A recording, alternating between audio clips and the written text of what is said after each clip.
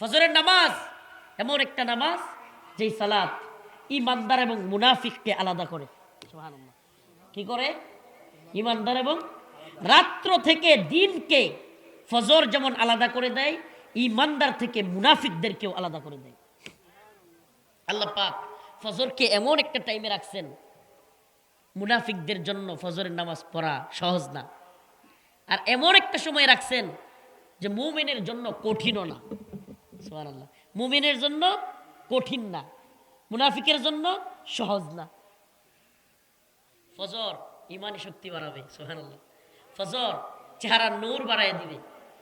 সুবহানাল্লাহ বলেন না? ফজর রিজিকের ওসাআত বাড়ায় দিবে। আপনি না চাইতেও দেখবেন যে সুবহানাল্লাহ কোত্থেকে জানি আপনার রিজিক চলে আসতেছে। সুবহানাল্লাহ বলেন। ফজর রিজিকের ওসাআত বাড়ায় দিবে। ফজর চেহারার নূর বাড়ায় দিবে।